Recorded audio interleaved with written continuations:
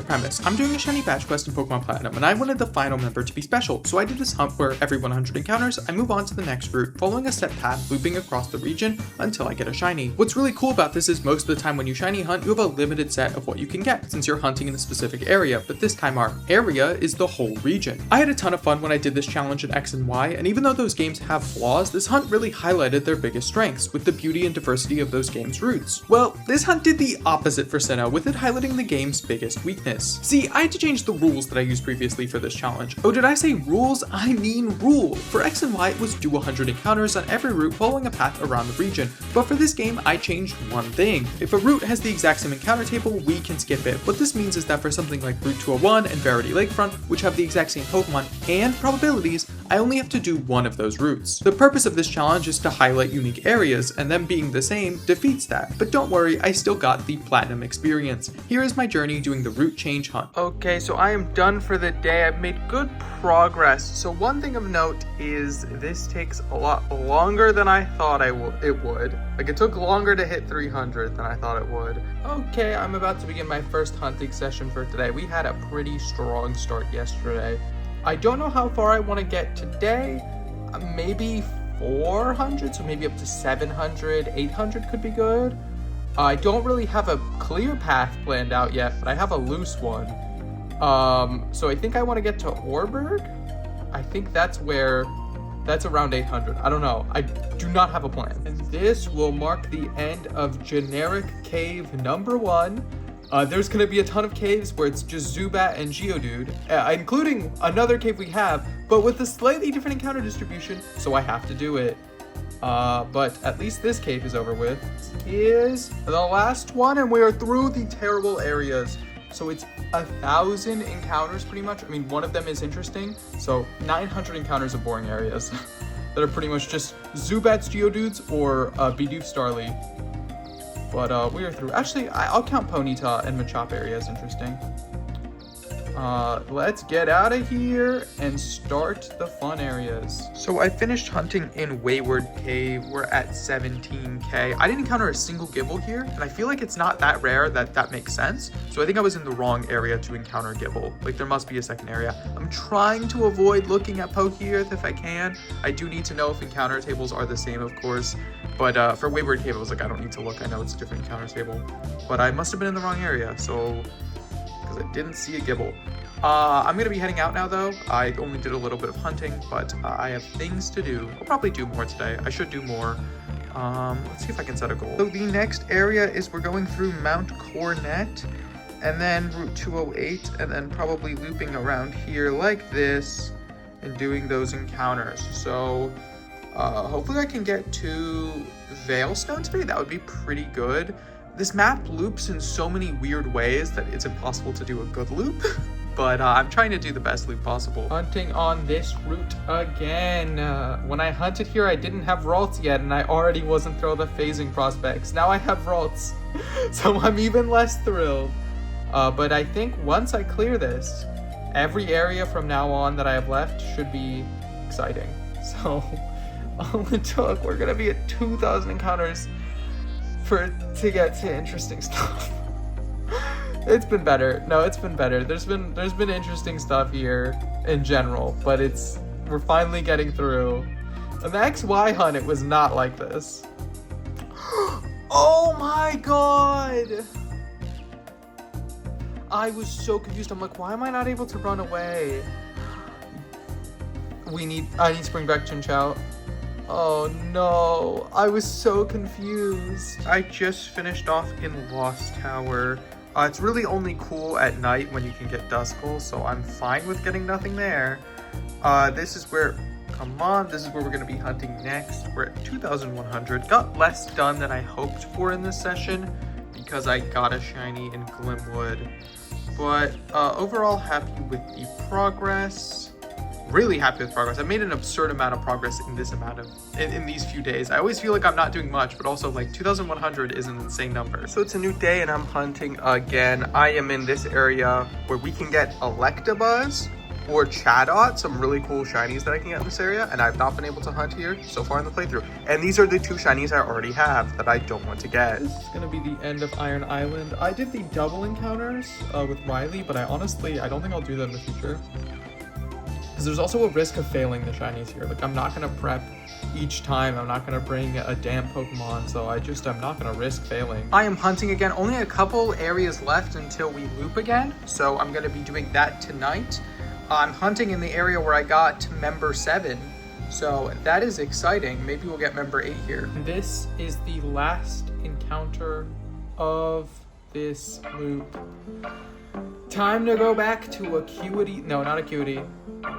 Verity Lakefront. Yeah, it's a lot more encounters than I had to do to loop it in Pokemon X and Y. I'm just soft resetting here.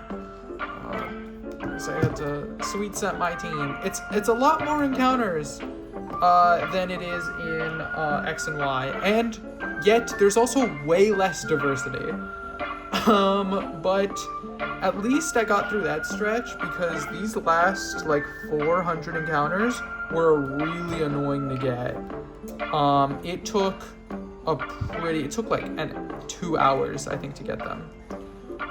Which is really slow paced. Something you might have noticed is the slow decay of my enjoyment during the first loop. I want to be clear, this challenge is a ton of fun. I just don't think it works in Platinum. Because of all the routes that just aren't that interesting, the second loop started out as just pumping numbers to get through the boring ones. So we are going back to, I want to call this Wayward Cave. Oh, I'm gonna have to do an encounter there. Oh, it's Ravaged Path. 4,200 encounters done. I've made good progress. I've hit half odds. And I've made it through some of the more boring areas, but honestly, more boring areas are okay to areas that take forever to get encounters. Made good progress back here where, maybe I'll get Magmar. I failed to get it earlier, and I have hit 5K, which is the great number. I will be hunting here again tomorrow, but no more for tonight. But finally, I had reached the best part of the second loop. This run of routes has some of the most interesting encounters and really highlights what's great about this challenge. These routes have a ton of diversity, and only a couple even have bibarel or Staravia. It's great, what I wish the whole experience was like. What's amazing is I would get a shiny in this section.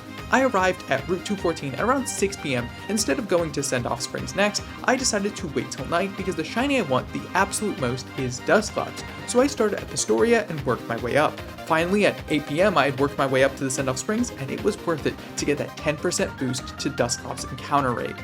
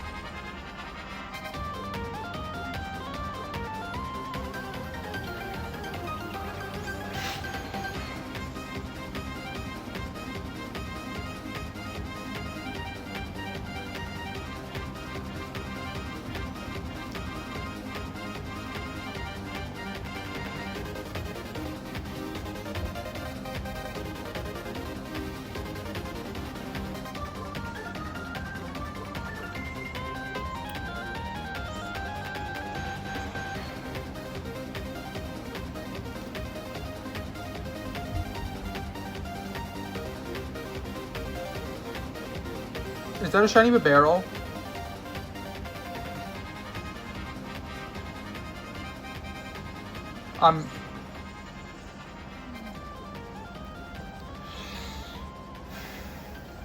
Just give me a moment.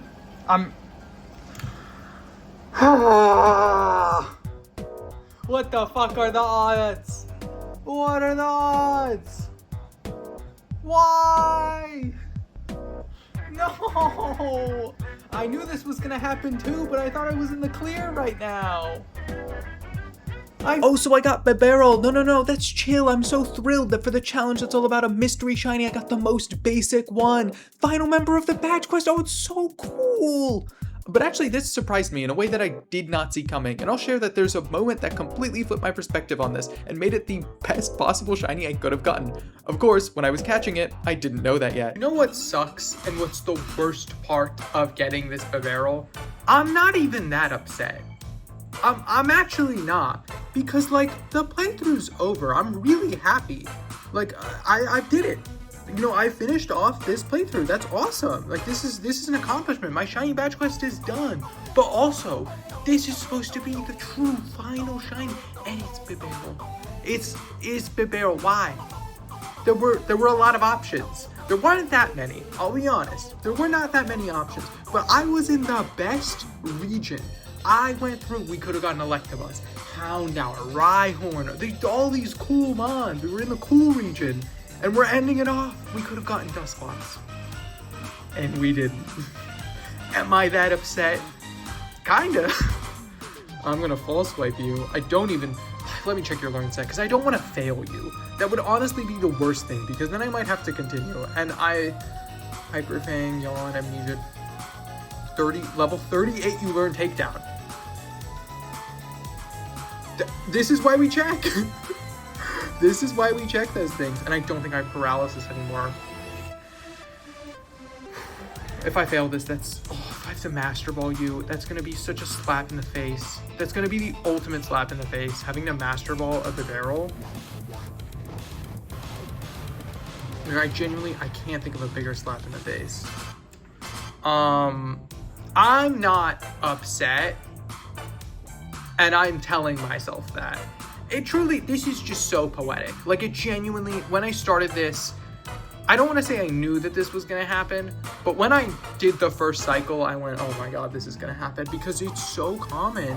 Unlike X and Y, where this was a really good idea, this game, it was a lot worse of an idea, for kind of a twofold reason. I didn't really know how I wanted to record this, and it wasn't like X and Y where I could just keep all the footage because I'm gonna get a shiny because it's 1 in 4,000 and I'm hunting on 4 systems, or whereas I'm hunting on 2 systems with half the systems, half the odds. Quadruple the fun. Oh, there, you finally used Takedown. I knew you had that move.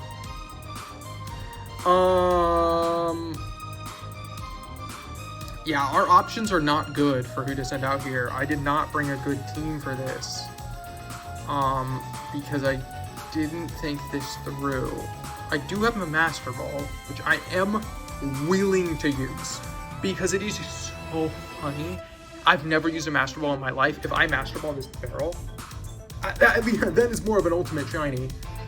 That's kind of like what the biggest disappointment is just like, this is kind of like this, oh, you can't take yourself down.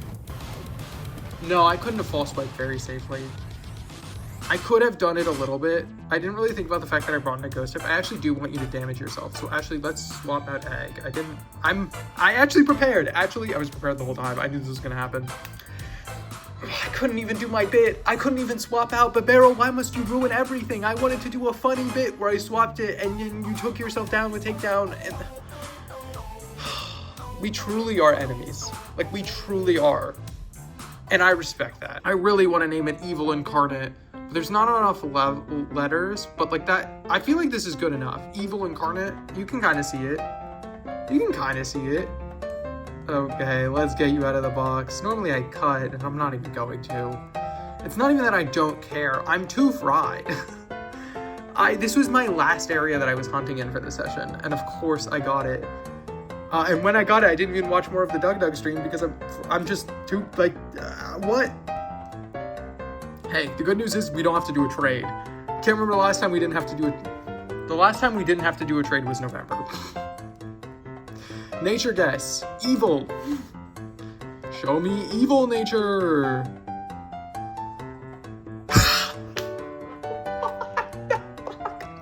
I did not even want to utter that it was going to be bashful. I didn't want to utter it. I was like, it'd be so funny if it was bashful, and I went, it's not going to be.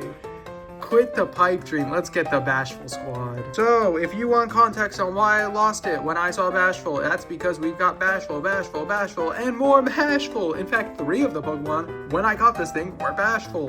The only one missing from the team was Stapler. That is insane.